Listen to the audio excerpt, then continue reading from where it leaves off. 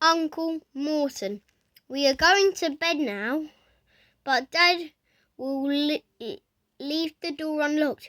We've made up a bed for you on the sofa in the sitting room, which is actually the warmest room in the castle. I asked if you could stay for the party, but Dad said only without the dragons. So I suppose that means no. I wish you could. It really is going to be a great party. We've been helping Brownon make the canopies. There's smoked salmon and mini pizzas and cheese straws and chicken wings, plus enough crisps to fill 12 huge bowls. Brownon wants us to take everyone's coats when they arrive. Dad has brought about 1 million fireworks to set off at midnight.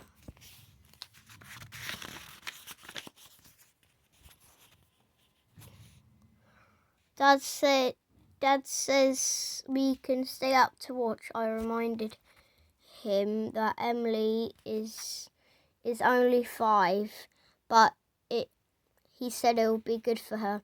I said Mum would be furious, and he said she'd be furious, whatever he did, which is probably true.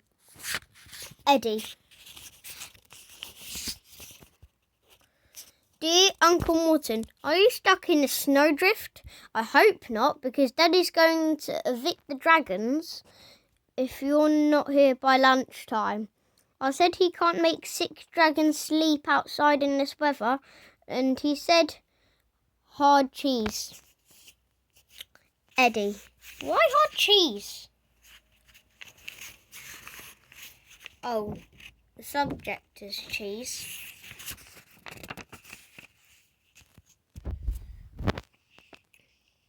Sorry about delay helping McD rescue sheep from unexpected avalanche.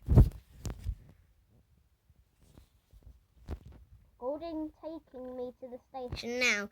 Well, with you 4 p.m. at latest. M.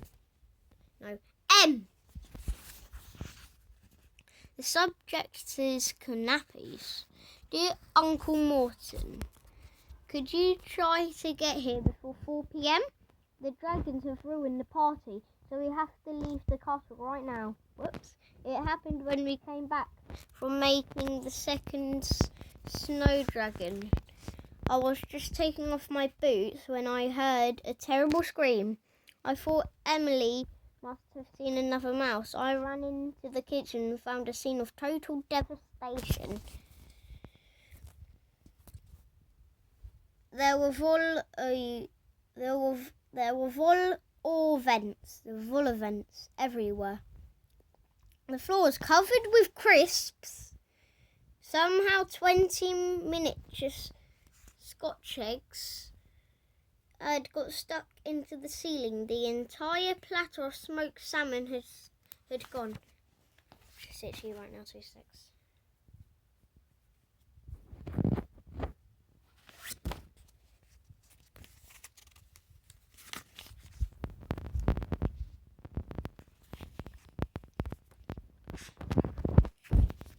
Including all 6 lemons and the pepper grinder.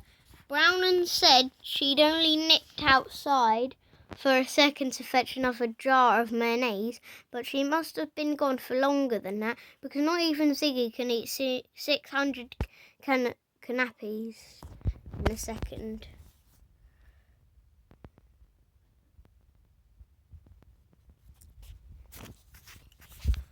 I thought the dragon might have looked. I thought the dragons might at least look guilty, but I've never seen anyone looking so pleased with themselves. The good thing is that they must be getting better if they're hungry. I didn't say that to Dad because I could see he wasn't in the mood.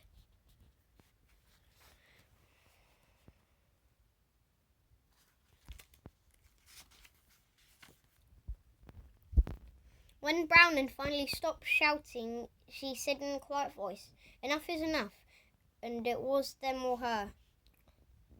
Dad said he was sorry, but he hardly knew the dragons, and they were big enough to look after themselves. And then he said some things to you, Uncle Morton, which you probably don't want to know. I said if the dragons left when I was leaving too.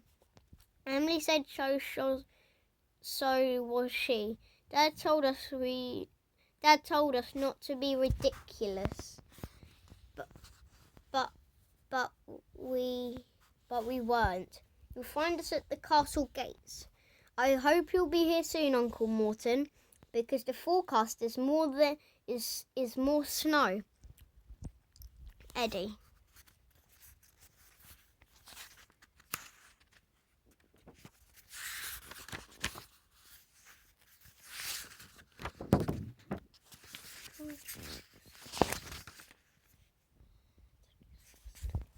Right, last page for today. Dear Uncle Morton, you'll be glad to hear we're back in the castle. It's not much warmer than outside, but at least we don't get covered in snow. Dad came to get us.